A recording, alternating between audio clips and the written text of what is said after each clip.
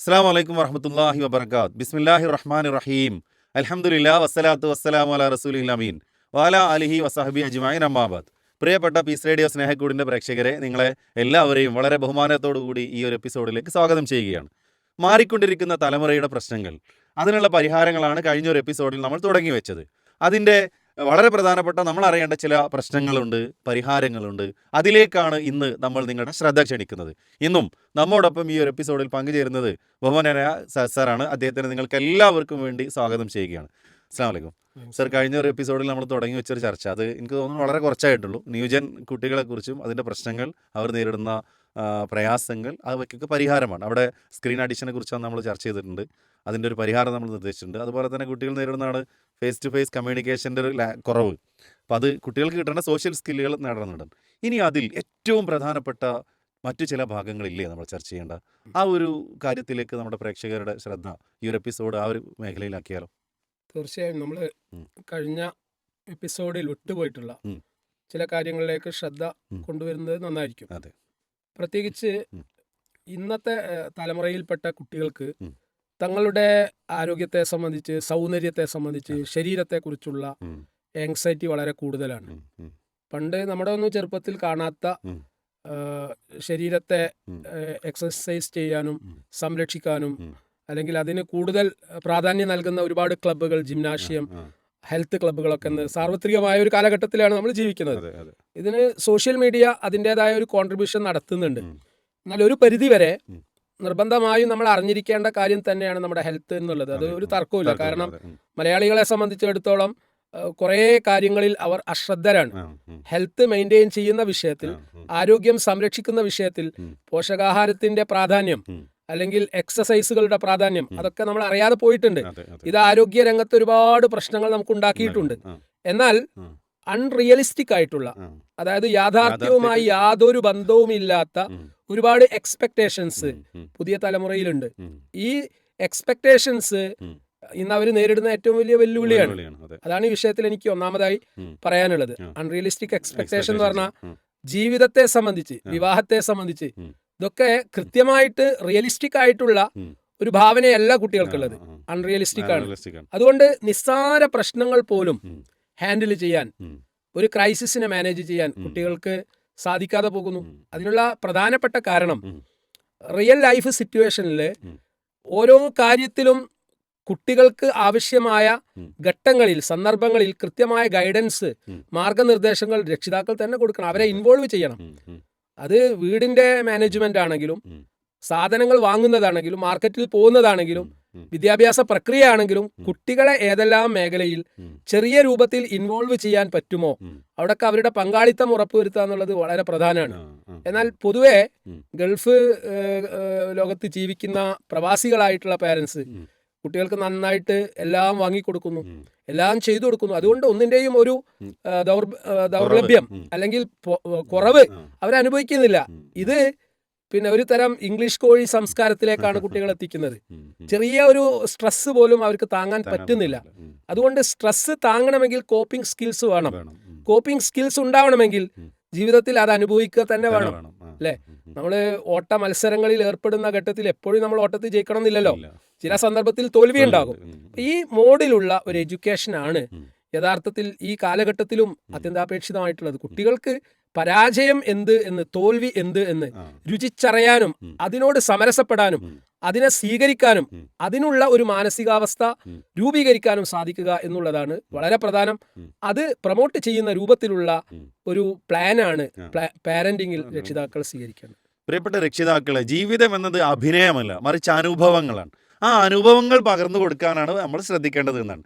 ഒരു ഉദാഹരണം സാർ ഞാൻ അതിൻ്റെ കൂടെ കിട്ടും. ഇപ്പോൾ ഒരു മാർക്കറ്റിൽ പോവുകയാണെങ്കിൽ ഒരു കുട്ടീനെയായിട്ട് നമ്മൾ പോവാം. ആ കുട്ടികൾ അവിടെ നിന്ന് നമ്മൾ പർച്ചേസ് ചെയ്യുന്ന കുട്ടികൾ കാണട്ടെ. ആൻഡ് സെക്കൻഡ് സ്റ്റേജിൽ ആ കുട്ടികളെ ഒറ്റക്ക് വിടുക, ഇല്ലേ? അവരുടെ അടുത്ത് മിസ്റ്റേക്കുകളൊക്കെ വരില്ലേ? അപ്പോൾ ഈ അനുഭവങ്ങൾ കൊടുക്കുക എന്ന് പറയുന്നത് ഇതൊക്കെയല്ല ഉദ്ദേശിക്കുന്നത്. അപ്പോൾ ആ ഒരു രംഗത്ത് പുതുതലമുറ കുട്ടികളെ കൈകാര്യം ചെയ്യുമ്പോൾ അത് ഏറ്റവും കൂടുതൽ നിങ്ങളാണ് പല കേസുകളും കാര്യങ്ങളൊക്കെ നിങ്ങളുടെ അടുത്തേക്ക് വരുന്നുണ്ട് ഞാൻ മനസ്സിലാക്കുന്നത്. അപ്പോൾ ഒന്നുകൂടെ എന്നെക്കാൾ കൂടുതൽ കാര്യങ്ങൾ പറയാനും ഷെയർ ചെയ്യാനൊക്കെ നിങ്ങൾക്ക് സാധിക്കുക. ആ ഒരു മേഖല രക്ഷിതാക്കൾ ശ്രദ്ധിക്കേണ്ട കാര്യം ഇവിടെ രക്ഷിതാവ്, പിന്നെ നമ്മളുടെയൊക്കെ ചെറുപ്പകാലത്തിലേക്ക് നമ്മൾ തിരിഞ്ഞു നോക്കുമ്പോൾ നമ്മുടെ രക്ഷിതാക്കൾ അനുവർത്തിച്ചൊരു രീതിയുണ്ട്. ആ രീതി തന്നെ ആയിരിക്കും നമ്മളും ഇവിടെ അനുകരിക്കേണ്ടത്. കാരണം കുട്ടികൾ പഠിക്കുക എന്നുള്ള കാര്യം നിർവഹിക്കപ്പെടണമെങ്കിൽ പഠനം എന്ന് പറഞ്ഞാൽ സ്കൂളിലോ കോളേജിലോ ഉള്ള പഠനം മാത്രമല്ലല്ലോ, ജീവിതം ഒരു വലിയ പഠനമാണല്ലോ. അപ്പൊ ജീവിതത്തില് വ്യത്യസ്തമായ സന്ദർഭങ്ങളിൽ എങ്ങനെ പെരുമാറണം എന്നുള്ള ഒരു കാഴ്ചപ്പാട് രൂപീകരിക്കപ്പെടണമെങ്കിൽ സ്റ്റാർക്ക് റിയാലിറ്റീസ് ഓഫ് ലൈഫ്, ജീവിതത്തിന്റെ പച്ചയായ നഗ്നമായ യാഥാർത്ഥ്യങ്ങൾ കുട്ടികൾ അറിയണം. അത് എല്ലായിടത്തും ഉണ്ടാവണം. ഫോർ എക്സാമ്പിൾ ഹോസ്പിറ്റലാണെങ്കിൽ ഹോസ്പിറ്റലിലേക്ക് നമ്മൾ കൊണ്ടുപോകണം. ആ ഹോസ്പിറ്റലിൽ എങ്ങനെയാണ് ഒരു അഡ്മിഷൻ എടുക്കുന്നത്, എങ്ങനെയാണ് OPയെ നമ്മൾ സമീപിക്കുന്നത്, എന്തൊക്കെ പ്രാഥമികമായ മര്യാദകളാണ് ഹോസ്പിറ്റലിൽ ഉള്ളത്, ആ കുട്ടി കാണേണ്ടതുണ്ട്. അവിടെ രജിസ്റ്റർ ചെയ്യണം എന്ന് പറയുമ്പോൾ രജിസ്ട്രേഷൻ ഫീസ് കൊടുക്കാൻ വേണ്ടി കുട്ടിയെ ഏൽപ്പിക്കുക. അപ്പൊ പൈസ തിരിച്ചു വാങ്ങിയിട്ടുണ്ടോ നോക്കുക. അപ്പൊ അവിടെ കണക്ക് കൂട്ടലും കീക്കലും വരുന്നുണ്ട്. ഇന്ന് ഗുണഘോഷണം പോലും കുട്ടിയൊക്കെ അറിയില്ല. ഗുണഘോഷണം അറിയാതിരിക്കാൻ കാരണം എന്താ? കുട്ടികൾക്ക് അങ്ങനെയുള്ള ഒരു ക്രൈസിസും എവിടെയും ഉണ്ടാവുന്നില്ലല്ലോ. എല്ലാം നമ്മൾ ചെയ്തു കൊടുക്കുകയാണ്. പച്ചക്കറി പീടികയിലേക്ക് പറഞ്ഞേക്കുമ്പോ തക്കാളി വാങ്ങാൻ അല്ലെങ്കിൽ പച്ചമുളക് വാങ്ങാൻ അല്ലെങ്കിൽ മുരിങ്ങ അല്ലെങ്കിൽ അതേപോലെ എന്തെങ്കിലും വാങ്ങാനാണ് വിടുന്നത്. അപ്പൊ അവരുടെ അടുത്ത് അബദ്ധം വരും എന്ന് വിചാരിച്ചിട്ടാണ് നമ്മൾ അവരെ വിടാത്തത്. നഷ്ടങ്ങൾ ഉണ്ടാകും, താൽക്കാലികമായ നഷ്ടങ്ങൾ ഉണ്ടാവട്ടെ. പക്ഷെ ആ നഷ്ടങ്ങളിൽ കൂടി ഒരു തിരുത്തൽ ശക്തിയായി നമുക്ക് മാറാൻ പറ്റും. ഇപ്പോൾ കേടുവന്ന മോശപ്പെട്ട തക്കാളി വാങ്ങിയിട്ടാണ് കുട്ടി വന്നതെങ്കിൽ 2-3 തക്കാളി എടുത്ത് നമ്മൾ അവിടെ വെക്കുക. വാങ്ങിയ 8 തക്കാളിയെ കുറിച്ച് നല്ല പ്രോത്സാഹിപ്പിക്കുന്ന അഭിപ്രായം പറയാ. ഇതിൽ 3 കേടുവന്നിട്ടുണ്ട്, ആ കേടുവന്നത് നമുക്ക് നഷ്ടമാണ് എന്ന് അവനെ ബോധ്യപ്പെടുത്തുക. അടുത്ത തവണ നീ തക്കാളി വാങ്ങാൻ പോകുന്ന ഘട്ടത്തിൽ നീ ശ്രദ്ധിക്കണം എന്ന് പറയാ. ഈ രൂപത്തിലുള്ള ഇടപെടൽ അതിന് നല്ല ക്ഷമ വേണം. അതുകൊണ്ടാണ് മക്കളെ വളർത്തുക എന്നുള്ളത് വലിയ പരീക്ഷണമാണ് എന്ന് പറഞ്ഞത്. വലിയ പരീക്ഷണം തന്നെയാണ്, ഒരു സംശയമില്ല. പ്രത്യേകിച്ച് 4-5 കുട്ടികളൊക്കെ ഉണ്ടെങ്കിൽ അവരെ പാരന്റ് ചെയ്യുക എന്നുള്ളത് ഒരു അഡ്വഞ്ചറസ് ജോബാണ്. അതിനാണ് നാളെ സ്വർഗം കിട്ടാൻ പോകുന്നത്. അതാണ് നമ്മൾ മനസ്സിലാക്കേണ്ടത്. ഇത് രക്ഷിതാക്കൾ വളരെ കൃത്യമായി പ്രാക്ടിക്കൽ വിസ്ഡം കൊടുത്തുകൊണ്ട് തന്നെ ചെയ്യണം. അത് നമ്മൾ ചെയ്യാത്ത കാലത്തോളം കുട്ടികൾ തല തിരിഞ്ഞതിന് നമ്മൾ പറഞ്ഞിട്ട് കാര്യമില്ല.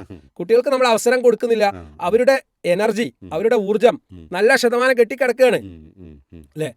എല്ലാ കുട്ടികൾക്കും നല്ല ഫുഡാണ് കിട്ടുന്നത് അല്ലെ, നല്ല വസ്ത്രമാണ്, നല്ല വാഹനമാണ്, നല്ല വീടാണ്, എല്ലാ ഫെസിലിറ്റീസും ഉണ്ട്. അപ്പൊ ഇവരുടെ ശരീരത്തിൽ തിങ്ങി നിൽക്കുന്ന എനർജി അത് ഉപയോഗപ്പെടുത്തേണ്ടതുണ്ട്. അത് ഉപയോഗിക്കാനുള്ള അവസരം കുട്ടികൾക്ക് കൊടുക്കണം. അത് പോസിറ്റീവായിട്ട് നമ്മൾ ഉപയോഗപ്പെടുത്തുകയാണെങ്കിൽ അവരെ കൊണ്ട് ഒരുപാട് കാര്യങ്ങൾ ചെയ്യാൻ പറ്റും.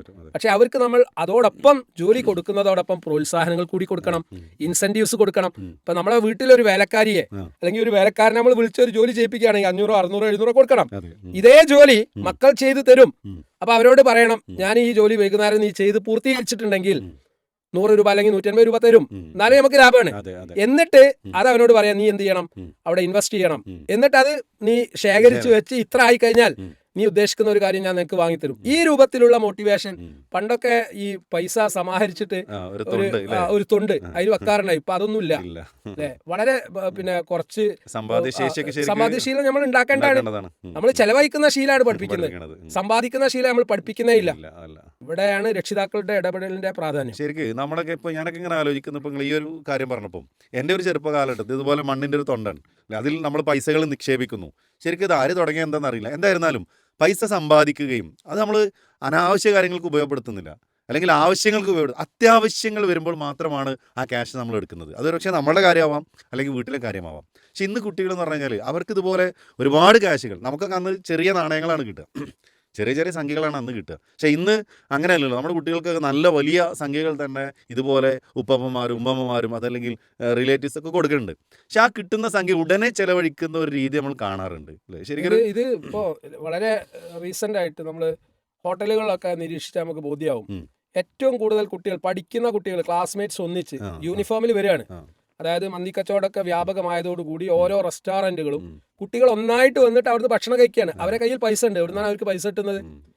ഈ പൈസയുടെ വാല്യൂ അവർക്ക് അറിയില്ലല്ലോ. ഒന്നുകിൽ അവര് പാരന്റ്സിൽ നിന്ന് വാങ്ങിയതായിരിക്കും, അല്ലെങ്കിൽ അവർ സ്വന്തം കച്ചവടം ചെയ്തോ അല്ലെങ്കിൽ ഏതെങ്കിലും വഴിയിൽ കൂടി അവർ ഉണ്ടാക്കുന്നതാണ്. എന്നിട്ട് അവർ കൂട്ടം കൂടി വന്നിട്ട് ഒന്നിച്ച് ഫുഡ് കഴിക്കുകയാണ്. എന്നിട്ട് 1-2 വ്യക്തികളാണ് ആ പേയ്മെന്റ് അവിടെ ചെയ്യുന്നത്. ഇത് സാർവത്രികമായി പലയിടത്തും നമ്മൾ കണ്ടുകൊണ്ടിരിക്കുകയാണ്. ഇവിടെ കുട്ടികൾ ചിലവഴിക്കുന്നതിൽ മുന്നേറുന്നു എന്നുള്ളതല്ലാതെ സമ്പാദിക്കുന്ന വിഷയത്തിൽ അവർ പിന്നിൽ തന്നെയാണ്. കാരണം ആ ഒരു കൾച്ചർ നമ്മൾ ബിൽഡപ്പ് ചെയ്യണം.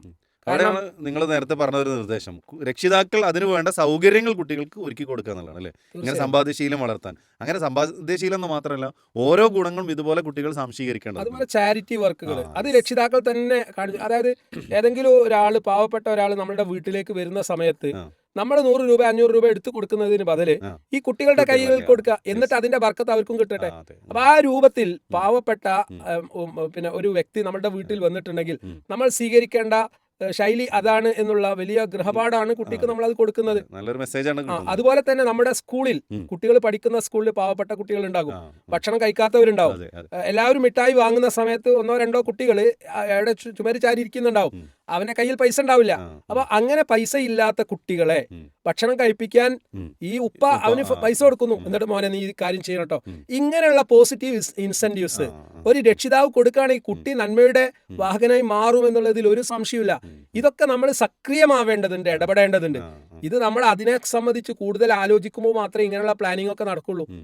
അല്ലെ? ഇപ്പൊ നമ്മുടെ ഭാഗത്തു നിന്നുണ്ടാകുന്ന ഏറ്റവും വലിയ കാര്യം എന്താണെന്ന് വെച്ചാൽ നമുക്ക് തവക്കുൽ പോലും നഷ്ടമാണ്. കുട്ടികളെങ്ങാനും ഇനി ലേറ്റ് ആയി എന്ന് വിചാരിച്ചോ, ആ ഒരു ഇൻസിഡന്റ് വളരെ ഇമ്പോർട്ടന്റ് ആണ് എനിക്ക് തോന്നുന്നു. അതായത് കുട്ടികളെങ്ങാനും ഒരു ദിവസം ലേറ്റ് ആയി. ഇപ്പൊ സാധാരണ 4:30 വരുന്ന കുട്ടി 4:30 വരുന്നില്ല, 5 മണിയായി. പിന്നെ വിളി തുടങ്ങുകയാണ്. അല്ലെ? അപ്പോ ഈ അടുത്ത് എൻ്റെ ഒരു സുഹൃത്ത്, അദ്ദേഹത്തിന്റെ മകൻ +1 പഠിച്ചുകൊണ്ടിരിക്കുക. +1 പഠിക്കുന്ന കുട്ടി 4:30 മണിക്ക് നോർമലി എത്താറുണ്ട്. അവന് വരാതിരിന്ന് കണ്ടപ്പോ ആദ്യം പിന്നെ ഭാര്യ വിളിച്ചിട്ട് മോൻ എത്തിയിട്ടില്ല പറഞ്ഞു. മോൻ എത്തും ഇൻഷാ അല്ലാഹ്, നീ ബേജാറാവണ്ട. പിന്നെ 5 മണിയായിട്ടും അവൻ എത്താതെ വന്നപ്പോ ഉമ്മയും വീട്ടിലുള്ള എല്ലാവരും കൂടി അതൊരു പ്രശ്നമാക്കിയിട്ട് വിളിക്കുകയാണ്. അപ്പോഴും ഇവൻ പറഞ്ഞു, എന്ത് നീ ബേജാറാവണ്ട, അവനെ എത്തിക്കോളും. അപ്പൊ പിന്നെ അന്വേഷിച്ച് നോക്കുമ്പോ ഇവന് പിന്നെ അവിടെ പുളിക്കൽ തന്നെ വന്ന് ബസ് ഇറങ്ങിയിട്ടുണ്ട്. അവൻ അവന്റെ ഫ്രണ്ട്സിന്റെ കൂടെ ഒന്ന് ഒരു ഷോപ്പിൽ കയറി ഒരു ചായയൊക്കെ കുടിച്ച് ജ്യൂസൊക്കെ കുടിച്ച് പുറത്തിറങ്ങി ലേറ്റ് ആയിട്ട് ഒരു 5:30 വീട്ടിലെത്തി. 5:30 വീട്ടിലെത്തിയപ്പോഴേക്കും അവിടെ ഒരു വലിയ സീന് ക്രിയേറ്റ് ചെയ്യപ്പെട്ടു. അപ്പോൾ വളരെ പരുഷമായ രൂപത്തിലാണ് അവിടെ വല്യമ്മ അതുപോലെ തന്നെ ഭാര്യ ഇവരെല്ലാം കൂടി ഈ കുട്ടിയോട് പെരുമാറുന്നത്. സ്വാഭാവികമായിട്ട് അവിടെ ഒരു സീൻ ക്രിയേറ്റ് ചെയ്യപ്പെടുക. അപ്പൊ അവന് ഇങ്ങനെ ഒരു CBI മോഡലിൽ ചോദ്യം ചെയ്യുന്നത് കണ്ടപ്പോൾ അവന് ചൂടായി. അപ്പോ പിന്നെ സ്വാഭാവികമായിട്ട് ഈ രക്ഷിതാവ് അവിടെ എത്തിയപ്പോൾ രക്ഷിതാവ് അതിൽ ഇടപെട്ടു. എന്നിട്ട് പറഞ്ഞു, മോനെ നീ ആ ചൂടായത് ശരിയല്ല. കാരണം എൻ്റെ ഉമ്മ, എൻ്റെ ഉപ്പ, അതുപോലെ തന്നെ വല്യപ്പ വല്യമ്മ ഇവരൊക്കെ നിന്റെ വിഷയത്തിൽ അങ്ങേയറ്റം പിന്നെ ശ്രദ്ധ ഉള്ളവരാണ്. ആ സ്നേഹം കൊണ്ടാണ് അവര് നിന്നെ ദേഷ്യപ്പെടുന്നത്. ഒരിക്കലും നിന്നെ അവഗണിക്കുകയോ അല്ലെങ്കിൽ നിന്റെ വിഷയത്തിൽ ഇഷ്ടമില്ലാത്തത് കൊണ്ടല്ല. അപ്പൊ അത് നീ മനസ്സിലാക്കണം. അപ്പൊ തന്നെ അവനെന്ത് ചെയ്തു, വല്യപ്പനെയും പോയിട്ട് ഉമ്മ കൊടുത്തിട്ട് ക്ഷമ ചോദിച്ചു. എന്നിട്ട് പറഞ്ഞു, ഞാൻ അതിന് ക്ഷമ ചോദിച്ചിട്ടുണ്ട്, ഞാൻ എനിക്ക് പുറത്തു തരട്ടെ. അതായത് ഇത്തരത്തിലുള്ള ഇവന്റ്സുകൾ ഉണ്ടാകുമ്പോൾ നമ്മൾ കുട്ടികളെ മനസ്സിലാക്കി അതിൽ ഇടപെടുക, അവരെ അംഗീകരിക്കുക, അവരുടെ പ്രശ്നങ്ങൾ മനസ്സിലാക്കുക.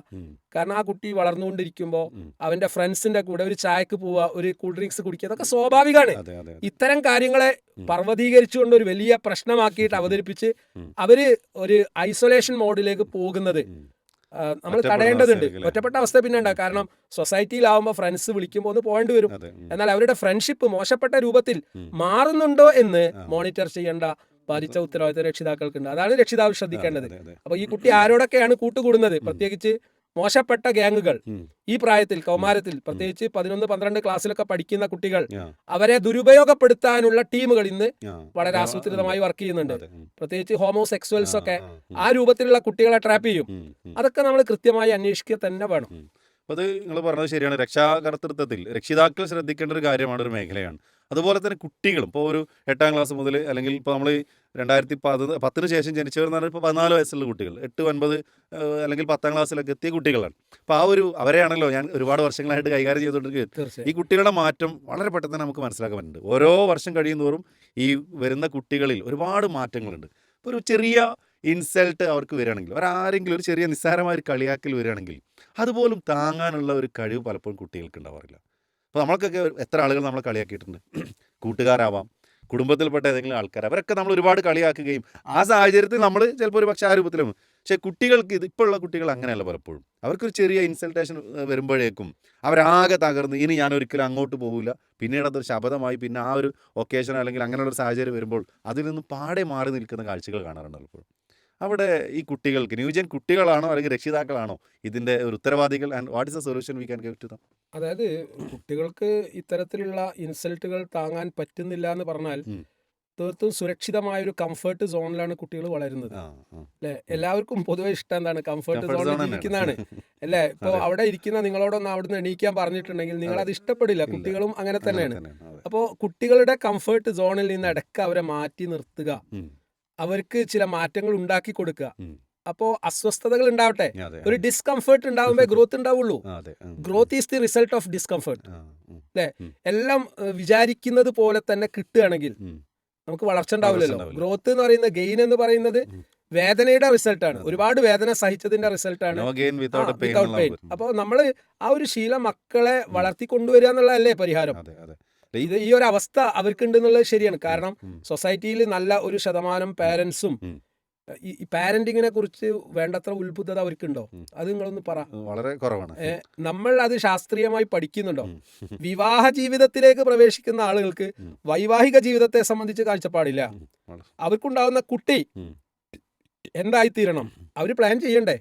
തീർച്ചയായും. അല്ലെ? നമ്മൾ മാൻ പ്രപ്പോസസ് ഗോഡ് പിന്നെ ഡിസ്പോസസ് എന്നാണ്. അതെ, അതെ. ഉം. എന്നാൽ മാൻ പ്രപ്പോസ് ചെയ്താലല്ലേ ഗോഡ് ഡിസ്പോസ് ചെയ്യുള്ളൂ. അതെ, അതെ. അതിനുള്ള ഒരു ഒരു ആസൂത്രണം അവൻ്റെതായ രൂപത്തിൽ അവൻ നടത്തേണ്ടതില്ലേ? ഉം. ഇപ്പോൾ നമ്മളൊരു ബിസിനസ് തുടങ്ങുകയാണെങ്കിൽ ആ അതെ. ബിസിനസ്സിൽ ഏത് ഏത് പ്രോഡക്റ്റ് product ഇറക്കണം, ഇറങ്ങും? അതെ. ഉം. അതിന് എത്ര ഇൻവെസ്റ്റ് ചെയ്യണം, ഉം. അതിന് എന്തൊക്കെ ഇൻഫ്രാസ്ട്രക്ചർ ബിൽഡ് ചെയ്യണം, അതൊക്കെ നമ്മൾ പ്ലാൻ ചെയ്യാണ്. ഉം. ആ പ്ലാൻ ചെയ്തതിനനുസരിച്ചുള്ള ഒരു റിസൾട്ടാണ് അവിടെ ഉണ്ടാവുക. ആ, ആ. എന്നാൽ പാരന്റിങ്ങിന്റെ വിഷയത്തിൽ ഉം. ഈ രൂപത്തിലുള്ള ഉം. ഒരു മാനേജ്മെന്റ് ആ. അല്ലെങ്കിൽ ആസൂത്രണം, പ്ലാനിങ്, ഉം. ഇംപ്ലിമെന്റേഷൻ ഒന്നും നടക്കില്ല. ഉം. ഉം. അതൊക്കെ ഒരു ആക്സിഡന്റൽ വർക്കായി നടക്കുകയാണ്.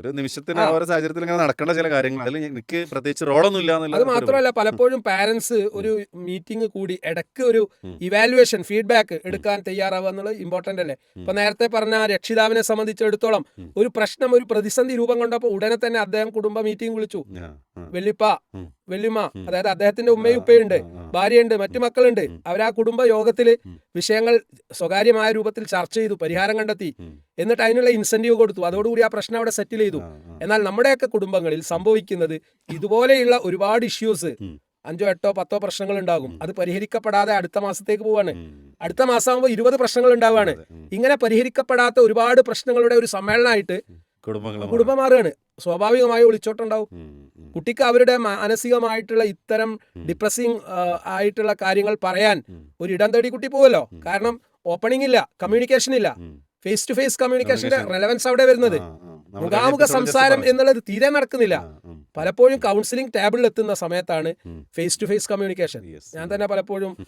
ഈ ഭാര്യ ഭർത്താക്കന്മാർ കൗൺസിലിങ്ങിന് വരുമ്പോൾ ഉം. ഞാൻ ചോദിക്കും, നിങ്ങൾ എന്റെ മുമ്പിൽ വെച്ച് ഇങ്ങനെ സംസാരിക്കുന്നു, ഉം. ഇതേ പണി നിങ്ങൾ വീട്ടിൽ ഇടയ്ക്ക് ചെയ്താൽ മതി. ഉം. എന്നാൽ കുറെ പ്രശ്നങ്ങൾ ഉം. അവിടെ തന്നെ തീരും. പരിഹാരം. ഉം. B A good listener. നിങ്ങൾ നല്ല ഒരു ലിസണർ ആവുക, ഉം. ഉം. നല്ല ഒരു ശ്രോതാവുക. ഉം. പാരന്റ്സ് നിർബന്ധമായും ചെയ്യേണ്ട കാര്യം അതാണ്. ആ. കുട്ടികൾക്ക് നമ്മോട് ഒരുപാട് കാര്യങ്ങൾ പറയാനുണ്ട്. ഉം. അവർ പറയുന്ന ഗ്രീവൻസസ്, അവരുടെ ആവലാതികൾ കേട്ടുകൊടുക്കുക എന്നുള്ളത് കേട്ടാൽ മാത്രം പോലെ പരിഹാരം കൂടി നിർദ്ദേശിക്കണം. ആ, ആ, ഉം. ഇപ്പൊ ഈ അടുത്ത് പിന്നെ എൻ്റെ മകൾക്കൊരു കേസ് ഉണ്ടായി. ഉം. സ്കൂളിൽ നിന്നുണ്ടായ ഒരു കേസ് എന്താണെന്ന് വെച്ചാൽ, 10ാം ക്ലാസ്സിൽ പഠിക്കുന്ന കുട്ടിയെ ഉം. ഒരു അധ്യാപിക, ഉം. അപ്പൊ അവരെന്ത് ചെയ്തു, ഉം. സ്കൂളിൽ പിന്നെ ഒരു സബ്ജക്റ്റിൽ അവൾക്ക് മാർക്ക് ഉം. കഴിഞ്ഞ പരീക്ഷയിലൊക്കെ കുറവായിരുന്നു. കാരണം ഈ അധ്യാപിക ക്ലാസ് എടുക്കുന്ന കുട്ടിക്ക് കൃത്യമായി മനസ്സിലാവുന്നില്ല. ഉം. അപ്പൊ അവര് ലീവിന് പോയ സന്ദർഭത്തിൽ ഉം.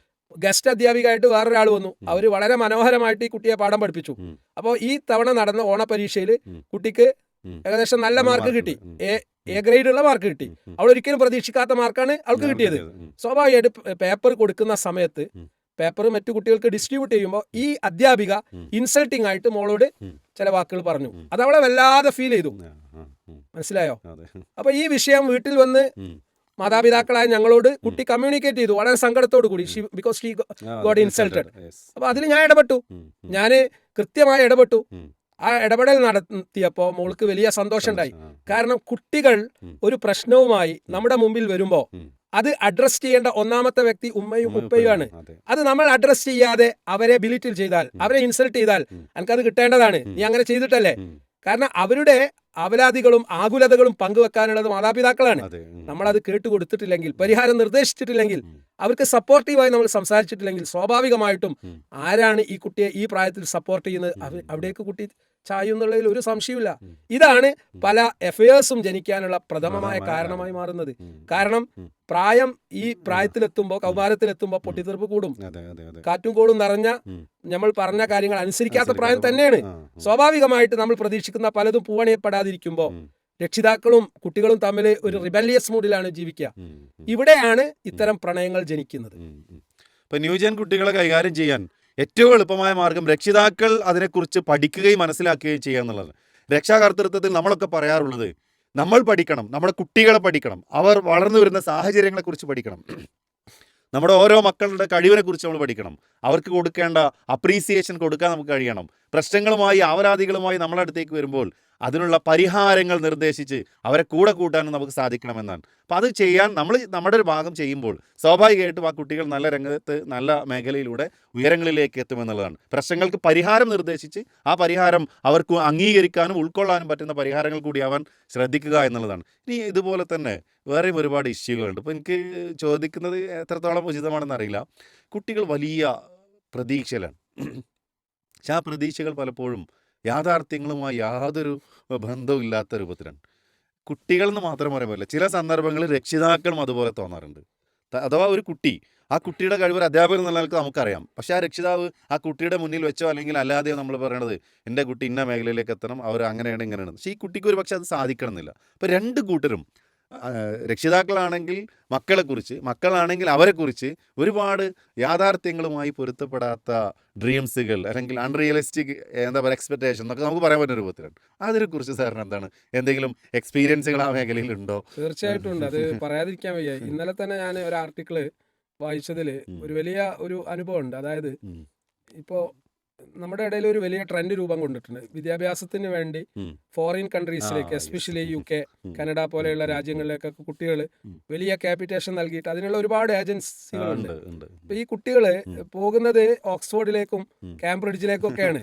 യഥാർത്ഥത്തിൽ അവരവിടെ അതിന്റെ അയൽവക്കത്ത് പോലും എത്തില്ല. കാരണം ആ സ്ഥലത്തെത്തുമ്പോൾ നമ്മുടെ നാട്ടിൽ തുടങ്ങിയിട്ടുള്ള പാരലൽ കോളേജ് പോലെ ഒരുപാട് സെൽഫ് ഫിനാൻസിങ് ഇൻസ്റ്റിറ്റ്യൂഷൻസ് അല്ലെങ്കിൽ അത്തരത്തിലുള്ള നിലവാരം കുറഞ്ഞ ഒരുപാട് സ്ഥാപനങ്ങൾ അവിടെയൊക്കെ ഉണ്ട്. അപ്പൊ ഈ സ്ഥാപനങ്ങളിലേക്കാണ് ലക്ഷക്കണക്കിന് വിദ്യാർത്ഥികൾ ഇന്ത്യയിൽ നിന്ന്, നമ്മുടെ രാജ്യത്ത് നിന്ന് പോകുന്നത്. അതിൽ മലയാളികൾ നല്ലൊരു ശതമാനമുണ്ട്. അവര് മനസ്സിലാക്കുന്നത് ബ്രിട്ടനിൽ എത്തിക്കഴിഞ്ഞാൽ, UK എത്തിക്കഴിഞ്ഞാൽ എല്ലാം ആയിന്ന.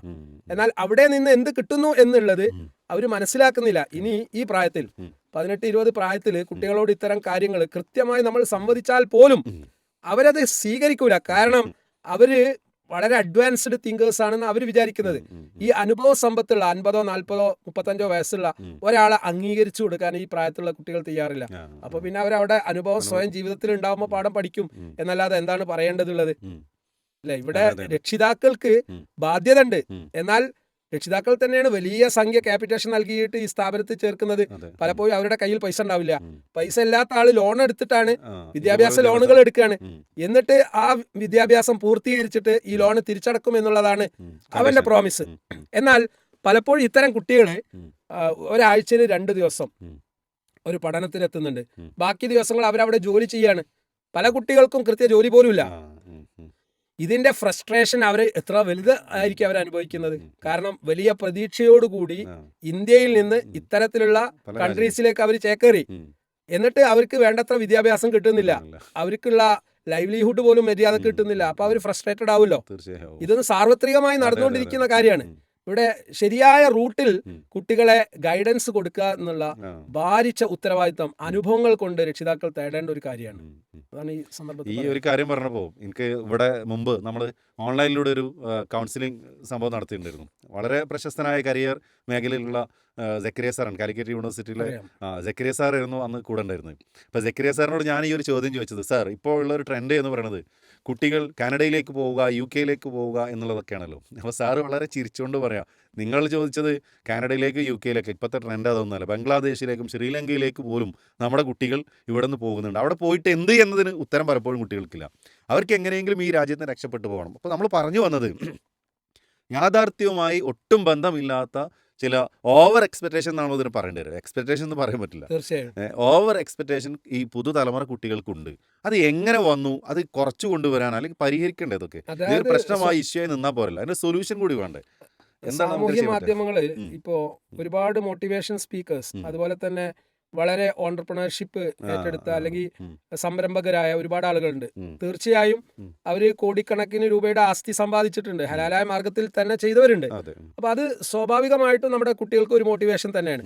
എന്നാൽ അവരൊന്നും ഒരു ദിവസം കൊണ്ടോ 2 ദിവസം കൊണ്ടോ 1 വർഷം കൊണ്ടോ 2 വർഷം കൊണ്ടോ അല്ല അത് ഉണ്ടാക്കിയത്.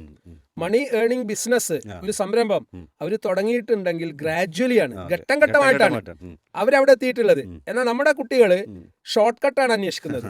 ഏതൊരു സംരംഭത്തിനും ഷോർട്ട് കട്ടായിട്ട് എത്രയും പെട്ടെന്ന് എങ്ങനെ പെട്ടെന്ന് കൂടുതൽ പൈസ ഉണ്ടാക്കാം, ഇതിനുള്ള മാർഗം എന്ത്, ഇതാണ് ഇവർ അന്വേഷിക്കുന്നത്. ഇതാണ് മറ്റു പലരും പറഞ്ഞു കൊടുക്കുന്നത്.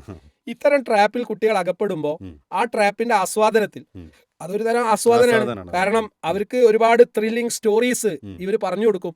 അപ്പൊ അവരത് ശരിക്കും വിശ്വസിക്കും. കാരണം ഇന്ന ആള് പോയിട്ട് ഇന്ന പൈസ കിട്ടിയിട്ടുണ്ട്, ഇന്ന സംരംഭം തുടങ്ങിയിട്ടുണ്ട്, ഇന്ന പൊസിഷനിൽ എത്തിയിട്ടുണ്ട്, ഇന്ന പ്ലേസ്മെന്റ് ഉണ്ടായിട്ടുണ്ട്, ഇങ്ങനെ ഫാബ്രിക്കേറ്റഡ് ആയിട്ടുള്ള ഒരുപാട് സ്റ്റോറീസ് പറയുമ്പോൾ ഈ കുട്ടികൾ അതിൽ വിശ്വസിക്കും. ഇതാണ് സംഭവിക്കുന്നത്. അപ്പൊ അവിടെ നമ്മള് യഥാർത്ഥത്തിൽ അതല്ല. ലൈഫില് ഒരു വിജയം കിട്ടണമെങ്കിൽ കൃത്യമായ പഠനം വേണം, അതിന് അംഗീകാരം വേണം, അല്ലെ? യൂണിവേഴ്സിറ്റി അംഗീകരിക്കണം, സ്റ്റേറ്റ് അംഗീകരിക്കണം.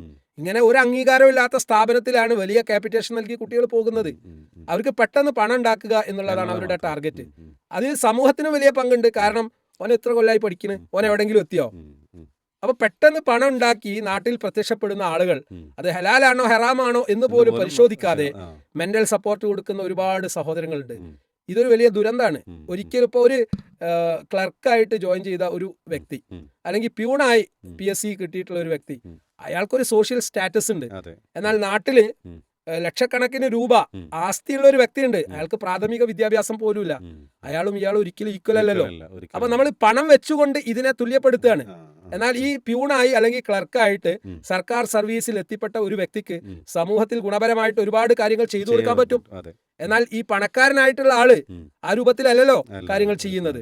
അപ്പോൾ ഇവിടെ പണം എന്നുള്ളത് എല്ലാറ്റിനും ഉപരിയായ ഒരു വലിയ സംഗതിയായി കാണുന്ന ആ ഒരു ട്രെൻഡ് ഇതിനൊരു വലിയ കാരണമാണ്. അതുകൊണ്ടാണ് ഈ കാരിയേഴ്സ് ആയിട്ട് ഇപ്പൊ സ്വർണ്ണക്കടത്താണെങ്കിലും അതുപോലെ തന്നെ കഞ്ചാവാണെങ്കിലും MDM ആണെങ്കിലും ഏത് രാസലഹരികളാണെങ്കിലും അത് വിപണനം ചെയ്യുന്ന ഘട്ടങ്ങളിൽ അല്ലെങ്കിൽ കരിയർ ആവുന്നിടത്ത് ആളുകൾ കൂടാൻ കാരണം എന്താണ്? പെട്ടെന്ന് പൈസ കിട്ടാം, പെട്ടെന്ന് പണം കിട്ടാൻ വേണ്ടിയിട്ട് അവർ ചെയ്യുന്ന മാർഗമാണ് ട്രേഡിങ്, അല്ലെ? അത് ഓൺലൈൻ ട്രേഡിങ്. ഇതൊക്കെ ശരിയാണ്, അതിലൊന്നും ഒരു തകരാറുമില്ല എന്ന് വിശ്വസിക്കുന്ന അവസ്ഥയിലാണ് കുറെ പാരന്റ്സ് ഉള്ളത്. കാരണം പല കുട്ടികളും അതിന്റെ മറിമായം എന്ത് എന്ന് പറഞ്ഞു കൊടുക്കാതെ രക്ഷിതാക്കളെ തെറ്റിദ്ധരിപ്പിക്കുന്നുണ്ട്. ഇങ്ങനെ ഹലാലല്ലാത്ത രൂപത്തിൽ, അനുവദനീയമല്ലാത്ത മാർഗത്തിൽ പെട്ടെന്ന് പണം ഉണ്ടാക്കുന്ന ഒരുപാട് കുട്ടികളുണ്ട്. രക്ഷിതാക്കളും പൈസ കയ്യിൽ കിട്ടുമ്പോൾ പിന്നെ അവര് അതിന്റെ റാൺമൂളികളായിട്ട് മാറുകയാണ് ചെയ്യുന്നത്. ഇവിടെ വലിയ ഒരു ബോധവൽക്കരണം ഈ മേഖലയിൽ നമ്മൾ കൊടുക്കേണ്ടതുണ്ടെന്നാണ് എനിക്ക് തോന്നുന്നത്. അപ്പോൾ മൊറാലിറ്റി കീപ്പ് ചെയ്യുന്നവരായി മാറാൻ രക്ഷിതാക്കളെ ശ്രദ്ധിക്കുക. ആ മൊറാലിറ്റി, ധാർമ്മികത, അത് കുട്ടികളിലേക്ക് പകർന്നു കൊടുക്കുക എന്നുള്ളതാണ്. ഉടനടി പൈസ സമ്പാദിക്കുക എന്നതല്ല, പൈസയുടെ ആവശ്യങ്ങൾ നിർവഹിക്കാൻ മാന്യമായ അതുപോലെ തന്നെ നന്മയുടെ മാർഗമാണ് നമ്മൾ തിരയേണ്ടത്, സ്വീകരിക്കേണ്ടതാണ്. ഈ പണത്തെ പോലെ തന്നെ ന്യൂജൻ കുട്ടികൾ ഏറ്റവും കൂടുതൽ ആഗ്രഹിക്കുന്ന മറ്റൊരു മേഖലയാണ് സർ പ്രശസ്തി എന്ന് പറയുന്നത്, അല്ലേ? ആ ഒരു മേഖലയില്ലേ, എനിക്ക് തോന്നാറുണ്ട് പലപ്പോഴും കുട്ടികൾക്ക് ഇപ്പോൾ യൂട്യൂബിലൊക്കെ ഒരു വീഡിയോ ചെയ്തിട്ട് അതിൻ്റെ പേരിലൊരു പ്രശസ്തമായ ആയാൾ ഒരു ഹീറോയിസം എന്നുകൂടെ നമുക്ക് പറയാൻ പറ്റില്ല, നായകർ വേഷം. അപ്പോൾ അങ്ങനെയുള്ള ഇപ്പോൾ എനിക്ക് പൈസ ഒന്നും വേണ്ട, പക്ഷേ പ്രശസ്തി നേടിയാൽ മതി. ആ പ്രശസ്തി നേടാനുള്ള മാർഗങ്ങൾ എന്ത്, അതന്വേഷിക്കുന്ന ന്യൂജൻ കുട്ടികളുണ്ട്.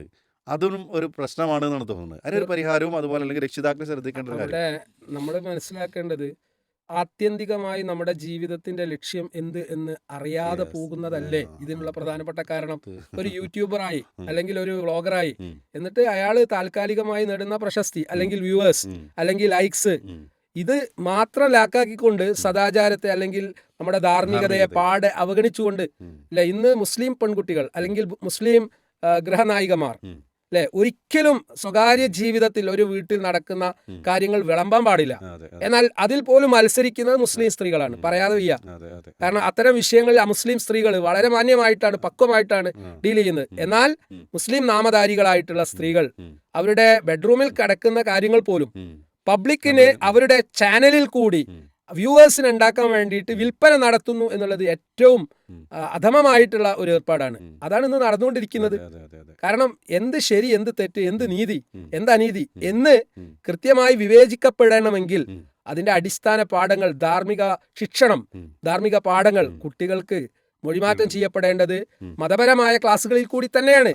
വിശുദ്ധ ഖുർആനും തിരുസുന്നത്തും മക്കൾക്ക് പഠിപ്പിക്കേണ്ട ഭാരിച്ച ഉത്തരവാദിത്വം ഓരോ ഫാമിലി മെമ്പർക്കുണ്ട്. അത് അയാൾ നിർവഹിക്കാത്തതിന്റെ ദുരന്തമാണ് നമ്മൾ അനുഭവിക്കുന്നത്. അപ്പൊ കുട്ടികൾ ഇത്തരത്തിലുള്ള ഷോർട്ട് കട്ടായിട്ടുള്ള ഒരുപാട് മാർഗങ്ങൾ അന്വേഷിക്കും. അപ്പൊ അവര് വളർന്ന് പന്തലിച്ചതിന് ശേഷം ആ മുരട് വെട്ടിയിട്ട് ഒരു കാര്യമില്ല. വളരുന്നതിന് മുമ്പ് തന്നെ കുട്ടികളെ ശിക്ഷണം നടത്തുന്ന ഘട്ടത്തിൽ ഒരു കുട്ടി എങ്ങനെയാണ് പൈസ ഹലാലായി അനുവദനീയമായ മാർഗത്തിൽ പ്രശസ്തി സമ്പാദിക്കേണ്ടത്, പണം സമ്പാദിക്കേണ്ടത്, നമ്മുടെ ജീവിതം താൽക്കാലികമാണ്, പെരിഷബിളാണ്. ഉം. ഏത് സമയവും മരണം സംഭവിക്കാം. ഉം. നമ്മൾ നേടിക്കൊണ്ടിരിക്കുന്ന എല്ലാ സർട്ടിഫിക്കറ്റുകളും ഇവിടെ ഉപേക്ഷിച്ചുകൊണ്ട് നമുക്ക് പോവേണ്ടതുണ്ട്. ഉം. യഥാർത്ഥ ജീവിതം മരണത്തിന് ശേഷമാണ് എന്നുള്ള ഉം. ഏറ്റവും നല്ല സ്പിരിച്വാലിറ്റി, ഉം. ആ ഒരു ആത്മീയ പാഠം രക്ഷിതാക്കൾ വളരെ നേരത്തെ കുട്ടികൾക്ക് കൊടുക്കുകയാണെങ്കിൽ ആ കുട്ടികൾ ഒരിക്കലും വഴി തെറ്റില്ല.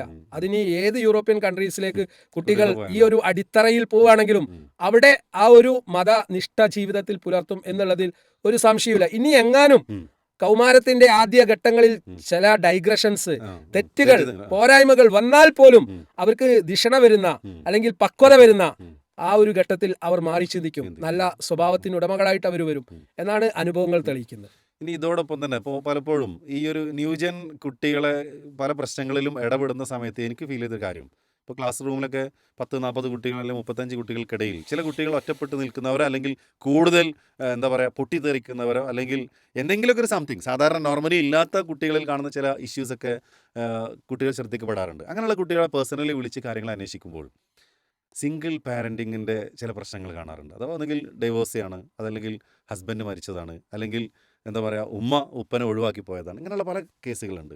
ഇത് ഈ ന്യൂജൻ കുട്ടികളിൽ വല്ലാത്ത പ്രശ്നങ്ങൾ അല്ലെങ്കിൽ നമ്മുടെ ഈ പുതുതലമുറ കുട്ടികളിൽ പ്രശ്നങ്ങൾ ഉണ്ടാക്കാറില്ലേ? ഇതുമായി ബന്ധപ്പെട്ട് നിങ്ങളുടെ ഒരുപാട് എക്സ്പീരിയൻസ് ഉണ്ടാവും ഞാൻ പ്രതീക്ഷിക്കുന്നു. തീർച്ചയായും നമ്മൾ മുമ്പും പറഞ്ഞു പോയിട്ടുണ്ടെന്ന് എനിക്ക് തോന്നുന്നു. അതായത് ഒരു നല്ല റിലേഷൻഷിപ്പ് ബിൽഡപ്പ് ചെയ്യുക എന്നുള്ളതാണ് പാരന്റിങ്ങിന്റെ ഏറ്റവും പ്രധാനപ്പെട്ട അടിത്തറ. അതായത് മാതാപിതാക്കളിൽ നിന്ന് സുരക്ഷിതത്വ ബോധം കുട്ടിക്ക് കിട്ടുമ്പോഴാണ് പീസ് ഓഫ് മൈൻഡ് കുട്ടിക്ക് ഉണ്ടാവുള്ളൂ. ഒരു അനാർക്കി സ്റ്റേറ്റിൽ, അരാജകത്വത്തിൽ, അതായത് ധർമ്മനിഷ്ഠയില്ലാത്ത, പരസ്പരം കലഹിക്കുന്ന, പരസ്പരം വിശ്വാസമില്ലാത്ത, സുരക്ഷിതത്വ ബോധം ലഭിക്കാത്ത ഒരു കുടുംബ പശ്ചാത്തലത്തിൽ കുട്ടി വളർന്നിട്ടുണ്ടെങ്കിൽ അവിടെ അനാർക്കിയ ഉണ്ടാവുക, അരാജകത്വം ഉണ്ടാവുക. ഇത് ഒരു നല്ല ശതമാനമുണ്ട്. കാരണം ബാപ്പയെ സംശയിക്കുന്ന ഉമ്മ, സംശയരോഗം വലിയൊരു പ്രശ്നമാണ്.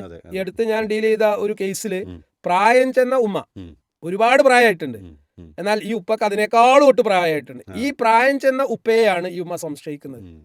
ആ സംശയങ്ങൾ കൊണ്ട് ഈ മക്കൾ അനുഭവിക്കുന്ന സ്ട്രെസ് വളരെ വലുതാണ്. കാരണം ഈ ഉപ്പനെയും ഉമ്മനെയും തിരുത്താൻ അവർക്ക് പറ്റില്ല. അവർ പുറത്ത് പറയുന്ന കാര്യങ്ങൾ മറ്റുള്ളവരുടെ മുമ്പിൽ വിളമ്പാനും പറ്റില്ല. അത്രയും മോശപ്പെട്ട കാര്യങ്ങളാണ് ഈ ഭാര്യയും ഭർത്താവും തമ്മിൽ നടത്തിക്കൊണ്ടിരിക്കുന്നത്. എന്നാൽ ഈ മക്കൾ ഹൈലി എഡ്യൂക്കേറ്റഡ് ആണ്. അപ്പൊ ഹൈലി എഡ്യൂക്കേറ്റഡ് ആയിട്ടുള്ള മക്കളുടെ പാരന്റ്സിൽ പോലും ഇത്തരത്തിലുള്ള പ്രശ്നങ്ങൾ വലിയ പ്രശ്നം സൃഷ്ടിക്കുന്നുണ്ട്. അതുകൊണ്ട് ഭാര്യ ഭർത്താക്കന്മാരായി ജീവിക്കുമ്പോൾ അവർക്കിടയിൽ ഉണ്ടാവേണ്ട മവദ്ദത്തും റഹ്മത്തും സ്നേഹവും കാരുണ്യവും അത് പരിലസിക്കപ്പെടുമ്പോൾ മാത്രമേ ആ ജീവിതം ധന്യമാവുള്ളൂ, മക്കൾ നല്ല രൂപത്തിൽ ശിക്ഷണം ചെയ്യപ്പെടുള്ളൂ.